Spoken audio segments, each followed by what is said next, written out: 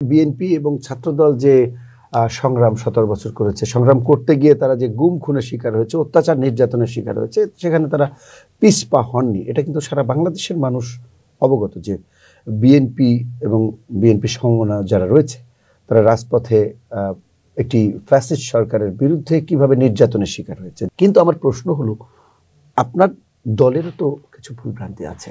যেমন 5 আগস্টের পরে আমরা দেখেছি দলের বিভিন্ন পর্যায়ে নেতাকর্মীদের বিরুদ্ধে, যদিও একটি বড় রাজনৈতিক দল তাদের বিরুদ্ধে অভিযোগ থাকতেই পারে, এত বড় রাজনৈতিক দল, বিভিন্ন পর্যায়ে তাদের বিরুদ্ধে অনেক অভিযোগ আছে। আমরা আজকেও দেখলাম কিশোরগঞ্জে যুব দলের 2 গ্রুপের মধ্যে সংঘর্ষে 10 জন আহত হয়েছে, 1 জন নিহত হয়েছেন।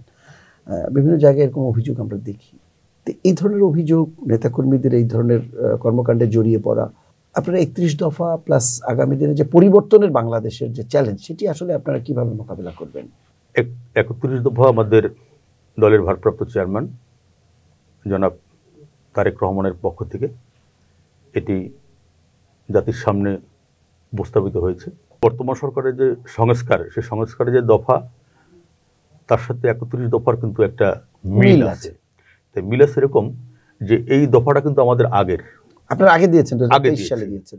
এখন বাংলাদেশ জাতীয়তাবাদী দল সবসময় বাংলাদেশের জনগণের মতকে প্রাধান্য দিয়ে বিএনপি সবসময় তার কর্মসূচিগুলো গ্রহণ করে। বিভিন্ন জায়গায় 5ই আগস্টের পরে কিছু ঘটনা, এটিকে আমি একেবারে অস্বীকার করব না। বড় একটি রাজনৈতিক দল, তবে দল এই বিষয়ে ব্যবস্থা নিয়েছে কিনা এটা দেখতে হবে। যখনই এরকম কোনো ঘটনা ঘটেছে, সেখানে আমাদের ভারপ্রাপ্ত চেয়ারম্যান জনাব তারেক রহমান, তার নির্দেশ রয়েছে, সেই নির্দেশ মোতাবেক আমাদের ওই সকল জায়গার অভিযুক্ত যে যারা রয়েছে তাদেরকে দল থেকে বহিষ্কার করা হয়েছে আজীবনের জন্য। এরকম সংখ্যাও কম নয়। তবে আর একটা বিষয় রয়েছে যে আমরা এটাও দেখেছি যে অভিযোগ দেওয়ার পরে আবার যখন আমরা সেখানে তদন্ত করা হয়েছে, তদন্ত করার পর দেখা গেছে যে সে এই কাজের সাথে ওইভাবে সম্পৃক্ত ছিল না। এরকম ঘটনাও কিন্তু রয়েছে। আর আমাদের বিরুদ্ধে একটা বড় ধরনের অপপ্রচারও আছে, যেটা একটি সংগঠন, তাদেরকে অনেকে গুপ্ত সংগঠন বলে, তারা গোপনে থেকে তাদের সোশ্যাল মিডিয়ায় ব্যাপক রাজত্ব আছে, তারা এগুলি করছে।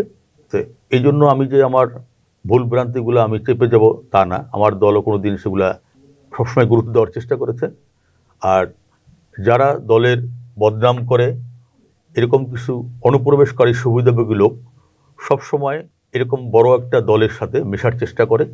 আর 5ই আগস্টের পরে এই দেশের সবচেয়ে বড় সংগঠন বাংলাদেশ জাতীয়তাবাদী দলের কাছে ফেরার জন্য এই ধরনের সুবিধাভোগীরা অবশ্যই তারা চেষ্টা করেছে। কিছু কিছু জায়গায় তারা সফল হয়ে আমাদের কিছু বদনাম তারা করেছে, কিন্তু দল কিন্তু কাউকে ছাড় দেয়নি।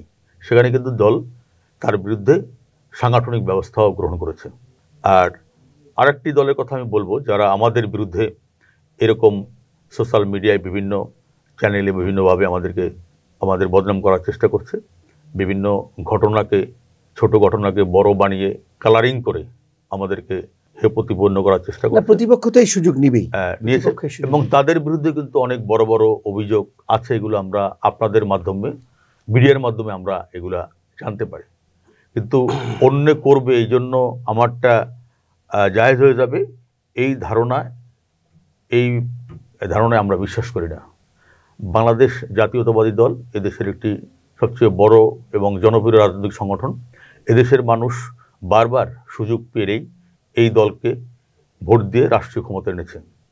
তাই আমরা মনে করি যে অবশ্যই এই দেশের প্রতি এবং দেশের জনগণের প্রতি সবচেয়ে যে বড় যে দায়িত্বটা রয়েছে, সেটি বাংলাদেশ জাতীয়তাবাদী দলের।